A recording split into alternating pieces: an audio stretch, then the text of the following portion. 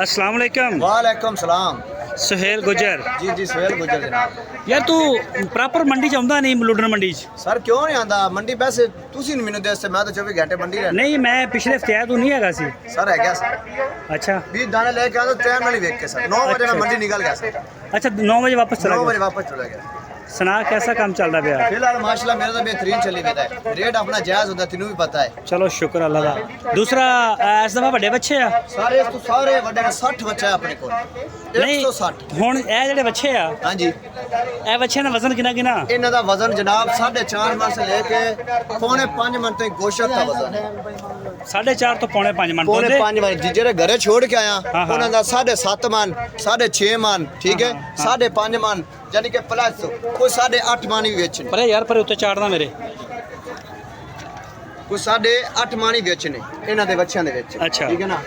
ਇਹ ਕਿੰਨੇ ਜਾਨਵਰ ਆ ਤੇਰੇ? ये जानवर ने मेरे को इस टाइम 15 15? ते 165 जानवर मेरा घरे खड़ा है। माशाल्लाह जी माशाल्लाह, अल्लाह ताला बरकत देवे।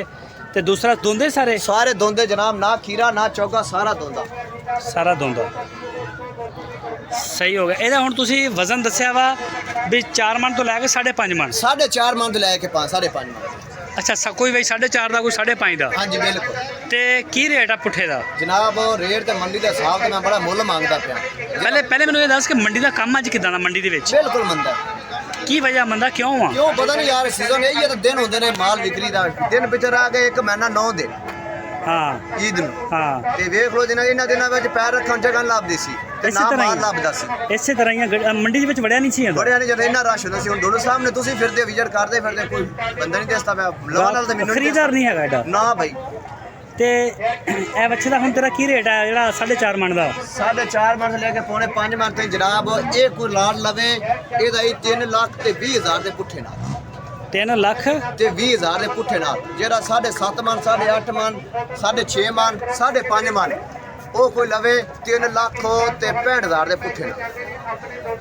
ਅਗਰ ਮੈਂ ਤੁਹਾਨੂੰ ਇੱਕ ਬੱਚਾ ਕਹਿੰਦਾ ਕਿ ਜਿਹੜਾ ਕਿਹੜਾ 5 ਮਣ ਦਾ ਬੱਚਾ ਦਿਖਾ ਕੋਈ। ਤੁਸੀਂ ਆਹ ਨਜ਼ਰਾਂ ਮਾਰਦੇ ਸਮੈਂ ਦੱਸ ਕਿਹੜਾ ਵਜ਼ਨ ਹੈ। ਅੱਛਾ ਚਲਾ ਜਿਹੜਾ ਖੜਾ ਇਹ ਕਰ ਹਾਂ, ਇਹਦਾ ਕੀ ਰੇਟ ਆ ਬੱਚੇ ਦਾ?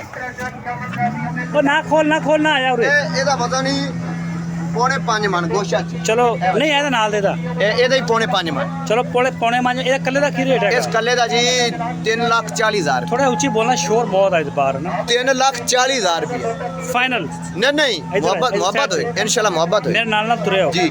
ਅੱਛਾ ਇਹਦਾ 3,40,000 ਹੈ जी।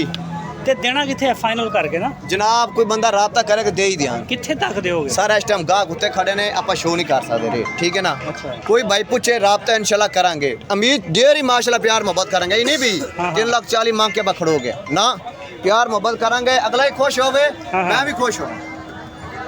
ਸਹੀ ਹੋ ਗਿਆ। बाकी चौधरी तेरे सामने बच्चे खड़े ने। अच्छा मंडी इन्नी मंदी है, गाहक नहीं है, रेट फिर भी बड़े महंगे, की वजह? सर रेट मेरा तो महंगा नहीं, हालांकि मैं महंगा क्यों नहीं? 9 बच्चे बेचे ही तू माशाल्लाह। 3.5 ਲੱਖ ਨੂੰ ਪੈਸੇ ਨਹੀਂ ਸਮਝਦਾ? 3.5 ਲੱਖ ਰੁਪਏ ਥੋੜੇ ਨਹੀਂ ਹੁੰਦੇ। ਸਰ ਤੁਸੀਂ ਨਾ ਪੌਣੇ 5 ਮਣ ਦਾ ਬਾਜ਼ਾਰ ਰੇਟ ਸੁਣੋ, ਇਹ ਤੁਹਾਡੇ ਕੋਲ ਮੰਗਣ ਮੈਂ ਦੇ 4 ਇਹ ਗੱਲ ਨਹੀਂ ਕਰ ਰਿਹਾ, ਰੇਟਾਂ ਦੀ ਗੱਲ ਨਹੀਂ ਮੈਂ ਕਰ ਰਿਹਾ, ਮੈਂ ਤੁਹਾਨੂੰ ਇਹ ਗੱਲ ਕਹਿ ਰਿਹਾ ਕਿ ਜਾਨਵਰ ਦਾ ਰੇਟ ਫਿਰ ਵੀ ਬੜਾ ਮਹਿੰਗਾ।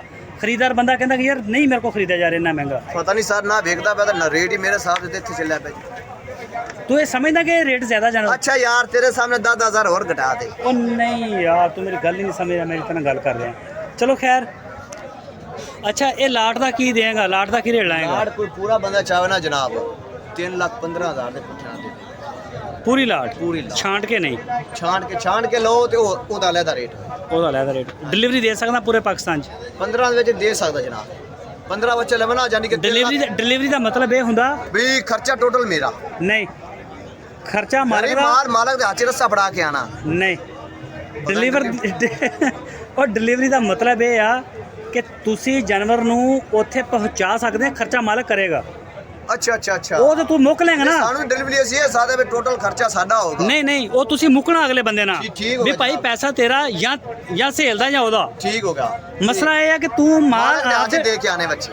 ਹਾਂ ਮਾਲ ਤੂੰ ਆਪਦੇ ਡੇਰੇ ਤੋਂ ਕੱਢ ਕੇ ਉਹਦੇ ਘਰ ਤੱਕ ਪਹੁੰਚਾ ਸਕਦਾ। ਠੀਕ ਹੋ ਗਿਆ ਜਨਾਬ, ਇਹ ਪਹੁੰਚਾਵਾਂਗੇ ਇਨਸ਼ਾਅੱਲਾ। ਪਹੁੰਚਾ ਸਕਦਾ ਬਿਲਕੁਲ। ਕਰਾਚੀ, ਲਾਹੌਰ, ਪੂਰੇ ਮੁਲਕ ਕਰਾਚੀ, ਪਸ਼ਾਵਰ, ਪਿੰਡੀ ਜਿੱਥੇ ਆ ਕੇ ਪਹੁੰਚਾਵਾਂਗੇ। ਪਹੁੰਚਾ ਸਕਦਾ ਜੀ ਬਿਲਕੁਲ।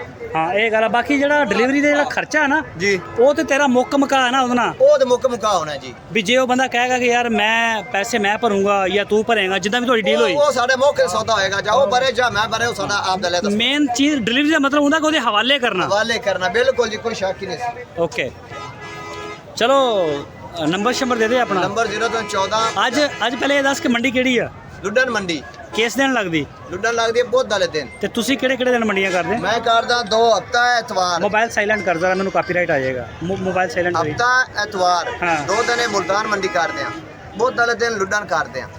ਅੱਛਾ ਡੇਰਾ ਕਿਹੜੀ ਜਗ੍ਹਾ ਤੇ ਆ? डेरा तहसील मियाँ चन्नू, जिला खानेवाल। मियाँ चन्नू 17 किलोमीटर जंडाली बंगला। ਜੰਡਿਆਲੀ ਬੰਗਲੇ जी ਦਾ। बिल्कुल। ਅੱਛਾ ਨੰਬਰ ਦੇ। नंबर 014 ਹਾਂ 75 35 115। ठीक है ना, सुहेल गुजर। दूजा नंबर लिख लो जायद 027 099 10 51।